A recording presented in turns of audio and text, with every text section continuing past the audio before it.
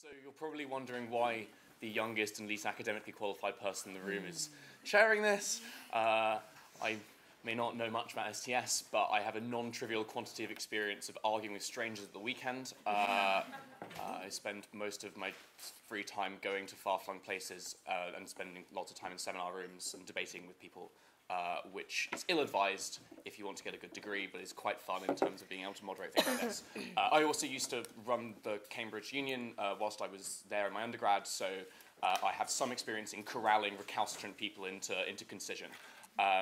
So in exercise in cat herding, I'm going to attempt to keep everyone to time. I know everyone says that, but I have a somewhat less loose conception of the phrase 5 minutes than Robin does. So we will actually be keeping you to time. I'll be importing some techniques from debating. So what we'll basically be doing is we'll go with 5-minute opening statements from each person, and then there'll be 5 minutes for questions and answers from the audience for each person, so 10-minute blocks. And then after we've had all of those blocks, we'll have sort of 1-minute closing statements. I think possibly Joyce will be acting as discussant and will give sort of, some wonderfully provocative comments which people can then riff off of, as it were. So that's ideally how we're going to go. Again, if you could keep questions concise and answers also concise, that'd be grand, because hopefully there'll be lots of them and it will be all wonderful. So basically what will happen is at 1 minute into your speech or whatever, you'll hear a bang on the table, and then another one at 4 to give you a warning that you've got 1 minute left, and then you hear 2 at 5 minutes, and then if you're still talking at 5:15, I will glare at you and possibly throw something at you. And that's how we're going to go. So without any further ado, I think our first speaker is Sarah? Mm-hmm. Yeah. Okay, Hi. off you go. You touch the mic to you.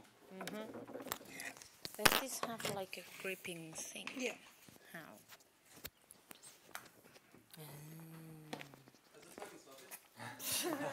That was a trick. There's no banging yet. Hi everyone. The name I will propose wants to address a few questions. Who are we? What brings us together as a collective of self-reflecting scholars here? And is it that which binds us together strong enough to have some sense of unity in the discipline, but permeable enough to allow for interdisciplinary collaborations? My answer to the question is yes, we are, because we all belong to the same discipline. We all have the same object of study. And this is why I propose the name, Studies of Technoscientific Practice and Processes. We all study technoscience because technoscience is not science on one side as people with white coats and technology on the other side as machines. This is not a separation that divides our work into two blocks. And we all study technoscience practice, okay, because technoscience doesn't happen in the void. It's always a situated practice. Now, some of us might study practices that are very local and visible, and being there as a researcher might be possible. Others might be studying what happens inside our bodies, outside our planet, practices that happened 100 years ago, that they never happen, or that they are just about to happen. So this is about us as researchers trying to be inventive with our methods to try and grasp what is going on in the technoscientific practices that we study. Because after all, this is what we all do. We try and create new knowledge about the practices that we study and the aspects that we want to be addressing. So this is like our research outcome. This is something that we do together as well. We try and distill which are the processes that take place, that emerge, and that shape the practices that we study. And this is our work in making it visible and addressing it to different audiences, because our stories, not only they need to be original, they need to be heard in many different audiences so that they can make a difference. This week we're commemorating the start of STS here, and it was people like Barnes and Bloor that taught us for the first time that science is social. It started here that social scientists took up natural sciences as an object of study, and they had great stories about human knowledge and the social causes of scientific belief that they were heard and traveled for many years and in many places. But in 50 years, things have changed. STS has gone through many turns. There's been the practice turn, the ontological turn, the materialist turn, the post-human turn, the non-human turn, the Kerr turn.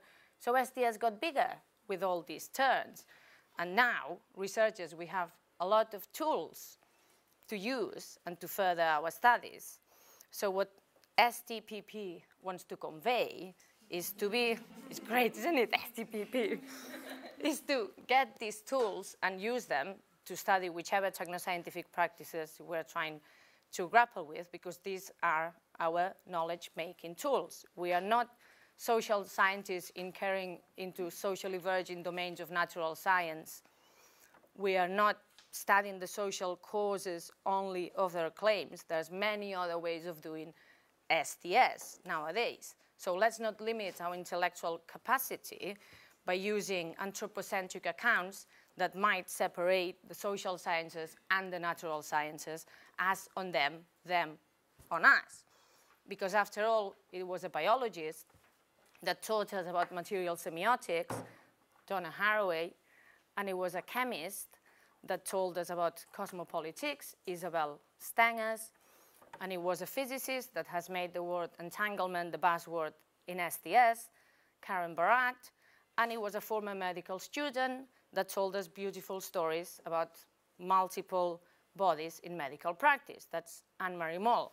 These are some of the founding mothers of STPP, and their work inspires, articulates, and furthers our work, our personal research, and the work of the discipline as a whole. So STPP will not catch on as a name, and frankly, STS is great because it's ambiguous enough to allow for different interpretations anyway. But the bottom line is that our discipline is alive and thriving across the academic spectrum, and a good proof of it is this year's conference in Barcelona and the variety of topics of doing science and technology by other means. That's it. Beautiful timekeeping, okay. So our next speaker is Jane. So if you'd like to unhook yourself from, there we go. Okay, whenever you're ready. Right, so I'm going to argue for the name Collaborative Science and Technology Studies on the grounds that explicitly acknowledging the collaborative nature of our research not only allows us to create new knowledge, but is actually a more ethical methodological approach. So I started thinking about collaboration when I started working with synthetic biology because I found it impossible to adopt the position of a detached observer. I found myself involved in the making of this new field, whether I liked it or not. Also, I was interacting with the same group of scientists and engineers on a regular basis. They were my peers, sometimes my friends, and I became very uncomfortable thinking of them as my informants. And this discomfort was heightened when I also started to work with artists and designers. And the interactions I've had with all these groups have been quite transformative. They forced me to question my own assumptions and challenged my own ways of seeing the world. So to try to make sense of these experiences, I turned to the methodological literature, particularly in anthropology, and a lot of it really resonated with me. For example, the anthropologist Tim Ingold talks about thinking with people rather than making studies of them. Other anthropologists have argued from a shift from talking about informants to talking about discussants, interlocutors, and epistemic partners. And I felt that these words were much more representative of the kinds of collaborative relationships that I am engaged in. Pushing this even further, Mike Fortune has argued for, quote, a different relationship among scientists and those of us who study science, a relationship that might produce new knowledge. And Andrew Barry similarly argues that interdisciplinary collaborations can result in new objects and practices of knowledge. I find this idea that collaboration can be a form of knowledge production very exciting. And I feel that I have experienced this in my own work, particularly when I was involved in a project with artists and designers and synthetic biologists, because what came out of this project wasn't something that any of us expected. It came out of the collaboration itself. It was more than and different from what we could have done separately. It was emergent and co-produced. But we already know this. This isn't something we should be surprised by in STS. We already know that knowledge is necessarily social. We already know that it's co-produced in interaction with others. So of course, this should apply to our own knowledge too. And I think the time has come to explicitly acknowledge our epistemic dependence on others. I think this is also a more ethical stance. I don't think we should be involved in parasitically extracting knowledge from others and then going away to write it up just for our own benefit. I think it's more ethical to engage in thinking with others, and thinking of them as our fellow travellers. And this does mean we will have to give up some of our epistemic authority. We will have to give up the claim to be the ultimate explainers of science, to quote Christopher Hamlin, which perhaps we never were anyway. So it's necessary to put collaborative STS in historical and social context, of course. Today we're in a situation where science and technology are considered to be the engines of economic growth across the world, and where the social sciences and humanities, not just STS, are increasingly expected to contribute to scientific endeavours. So to be a collaborator can become complicit in these broader agendas. But I think we need to acknowledge that we are participants in, rather than spectators of, the fields we study. So in collaboration, we will get our hands dirty, to paraphrase Weber Biker. But I think that denying the essentially collaborative nature of STS and trying to claim distance and detachment also furthers certain political agendas. So there is no escape and there is no neutral standpoint, and therefore we should embrace this new name. Thanks very much, Jane. Next speaker is Steve Kemp.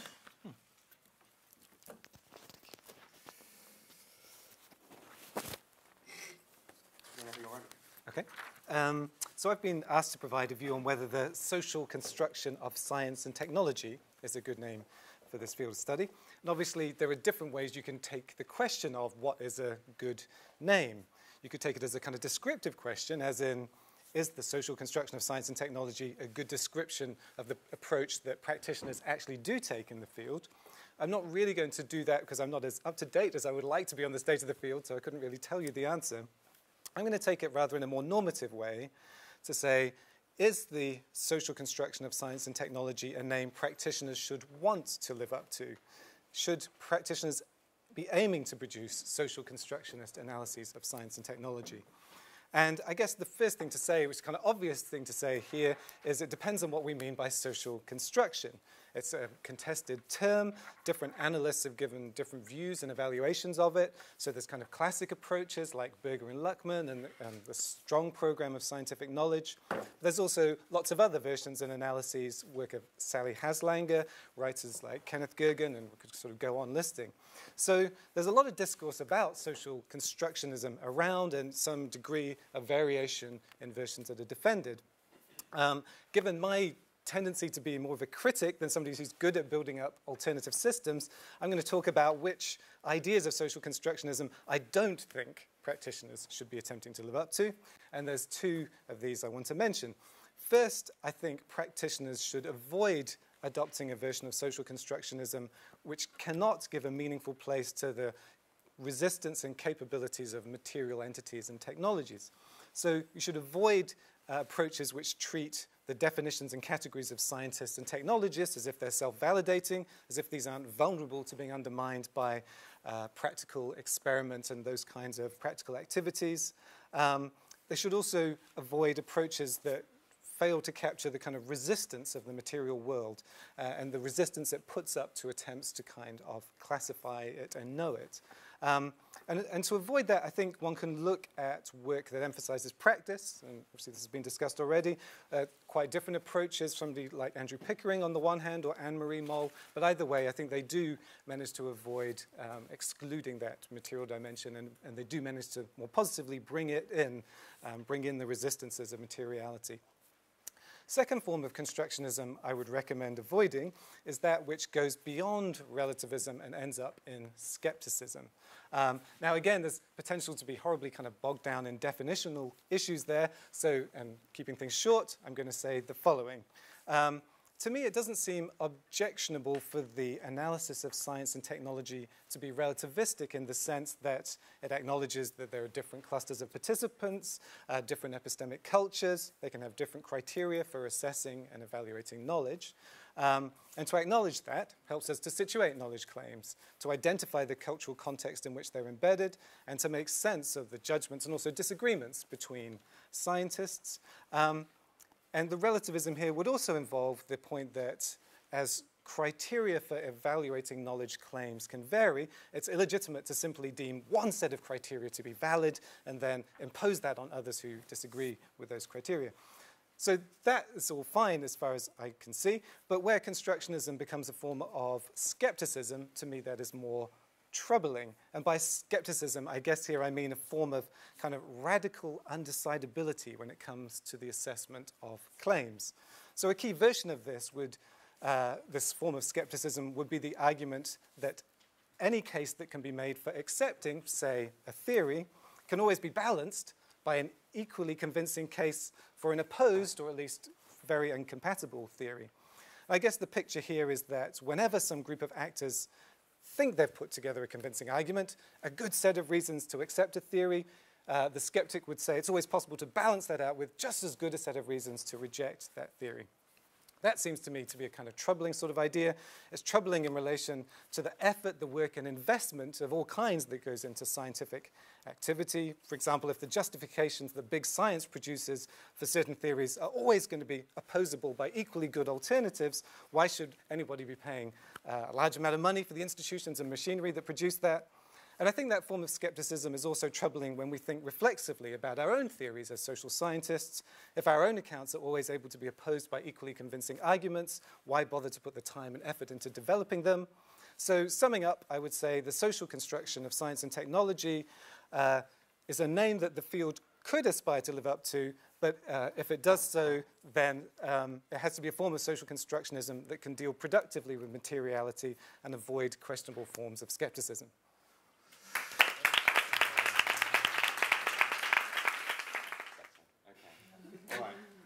Move on. Thanks very much. Sure. Next speaker is Matt. Put yourself up. Okay. Right. Yeah. Okay, so yeah, my name is actually Matthias. It's not a criticism of Tim, it's just that I have a fairly unpronounceable name, and you'll see why that's kind of almost important for the argument that I'm making. Because I realized that actually all of these suggestions that have come before me have a lot of merit in them. I particularly like Sarah's suggestion because I think it fits very well with my own work, which is mainly described as sort of innovation studies, or quite often described as innovation studies. And here we come with the unpronounceability. You know, you can't recall yourself innovation studyist. It doesn't work. And the related problem, which is that if you stick with something more traditional like STS or STS or collaborative STS, or indeed studies of technoscientific practice and processes, or the other way around, what you end up with is something that's really not sexy. So this might be a little bit shallow argument, but there is a point there. And the point is that in many ways, actually, innovation might be what we really do study. If you go very, very kind of semantically into the kind of what Oxford Dictionary would describe as innovation, you'll find lots of interesting things that I think we do actually study. Because we don't just study science and technology as such. What we really study is the changes in science and technology. And if you look at the synonyms of the innovation in the dictionary, I'm not a native speaker, so I had to go quite deep into this. You find things like change, alteration, revolution, upheaval. There's all sorts of kind of there's a theme about sort of new measures, new methods, new devices. The question is about novelty, newness. And there's actually a couple of phrases that they list at the bottom, which is a break with tradition, a shift of emphasis, a departure or a change of direction. And it struck me that this is what we actually do. We do not study science and technology as such. We study science and technology as the study of change and transformation of science and technology. And we've even heard at the gala from very distinguished people that the reading of Kuhn's text about scientific revolutions was at the core of STS in Edinburgh. And again, change and upheaval are the key topics explained and looked at there. So then, if we accept that at the very heart of our field, what we really find is an analysis of breaks with tradition and how this emphasis actually shifts. you know, you get to this kind of, you know, problem. So why are we so afraid to embrace innovation studies as a concept? And I think the implied criticism here is that innovation studies are often linked to research that is linked with sort of business and management and this kind of techno-scientific practice as a way of making money. And this is the thing that we're really shy about.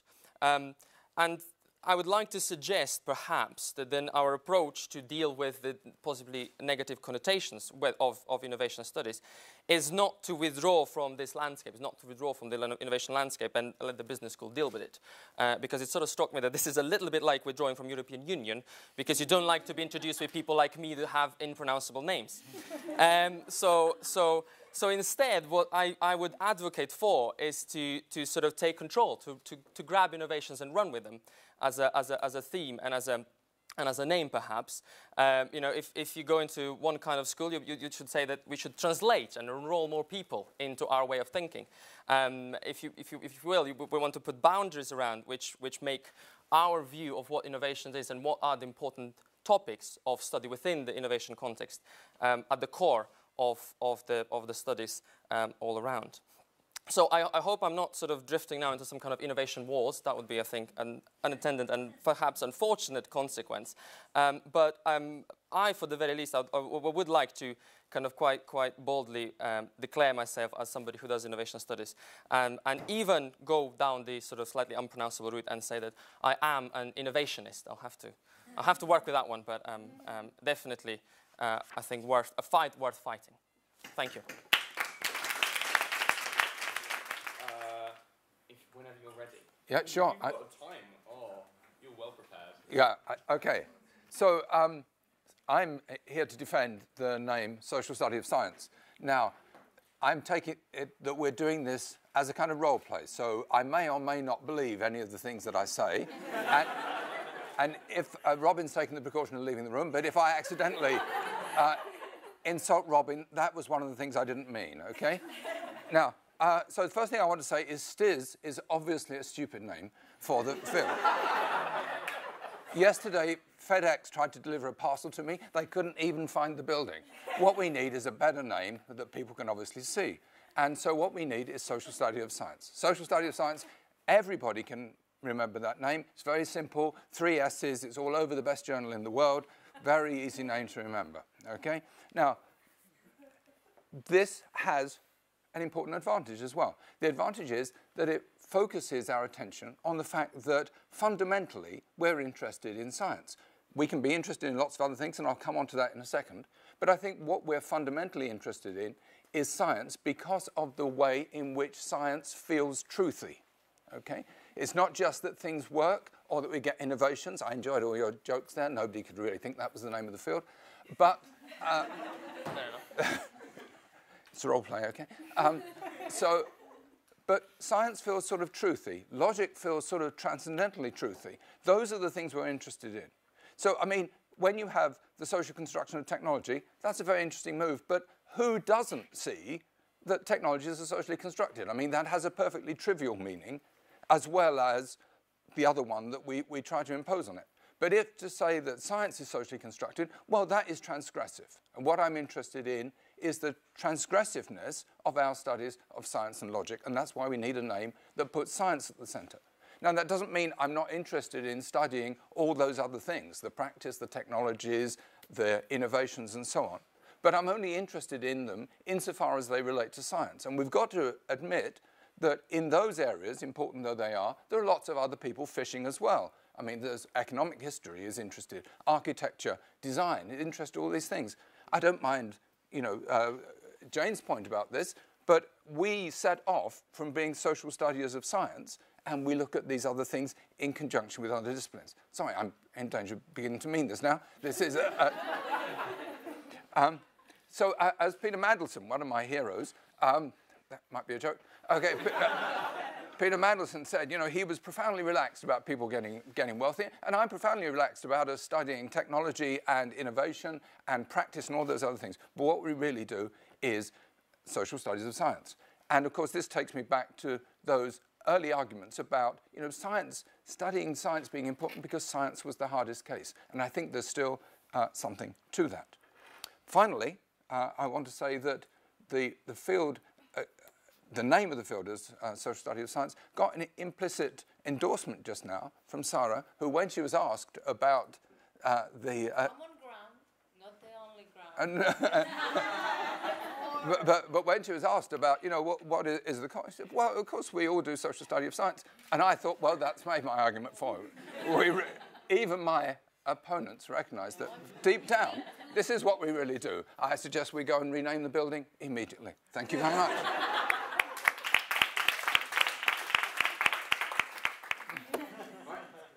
That's enough of that. Certainly is. Yep. I think now we're going to, so we've got 18 minutes left. I think Joyce is now going to give us a provocation. Thank you. Of some form. Yes. Shall I Far do be fi- it from shall I do me. 5 minutes? Shall I do Yeah, okay. Far be it from me to be provocative. Yeah. Yeah. I think you picked the wrong person for this job. We started off by assuming that we are a community of self-reflecting scholars, and I must be the least self-reflexive person in this room. And nearly all the discussion has been about, particularly the last bit, creating a discipline. And I've spent my whole life fighting that process. So, I wonder why we're doing this. And is it really that we want to create a discipline? Because as soon as you're creating a discipline, you're defining the boundaries. And if that's really the game we're in, we're embarked on a really serious argument about where those boundaries are and who you include and who you exclude. And as soon as you become a discipline, you embark on the process of saying, okay, we are a discipline because we define ourselves by this set of methodologies that we use and understand. So every problem that faces us, we will look at it through the lens of that discipline and its methods. So, yeah, you can go down that route if you want, but what I liked about this group when I came here first was you were not asked to define yourself by anology or an ism. You were given space to do the kinds of things you want to do. And in my case, it was much more practical than you guys are talking about. Nobody's mentioned impact, So who cares? You can sit around in academia and study this stuff till you die. But who's going to pay any attention? Why should the rest of the world even bother about what you're doing? What are you delivering to society for all the money they're paying you to sit around and pontificate about where the boundaries of your discipline might or might not lie? I think we need much better engagement with the real world than has been evident from this discussion. I think the discussion about technology was an interesting part of that, and clearly there are political overtones that some people don't like when we talk about technology. It's not necessarily a part of the capitalist system. Why shouldn't those who oppose capitalism embrace technology and do much better things with it than the capitalists are managing to do? Thinking about technology, there's a whole emphasis out there on the circular economy and how recycling can take off in a society and put whole bits of the capitalist system out of business at the end of the day if it works, So there's a lot going on out there in the real world that all the studies that go on in academia won't fix and won't contribute to. And so, yeah, I've always struggled when people ask me what I do. I could never describe myself in terms of an academic discipline, and I've always fought that tendency to begin to espouse the beliefs of an academic discipline. I've always come across things that I couldn't buy into in any academic discipline I've looked at. And it's mainly because starting point for what I do is usually some real world problem out there that somebody's trying to fix, and how can I help contribute to fixing this problem? So, either you kick me out tomorrow, which is possible, I guess. Or, you know, you begin to open up a space that is open, a truly open space where people from any discipline with any set of expectations who think we might have some interesting ideas here that they could learn from are welcome to come in and contribute and change what we do and take it outside somewhere else and do different things with it. So I'd like to have a much more open dialogue than we've had here, which has been almost all about closing down and putting a boundary around what we do, and in a sense becoming the kind of academic entity that I think we've always been fighting against. So my suggestion would be, yeah, there's some great ideas here. We put them all together. We don't exclude people who don't share our views. We're much more welcoming of others with different ideas, and try and create an identity that's more practical, with something genuine to contribute to what's going on in the rest of the world, and not be academics in the pejorative sense of the word. Thank you.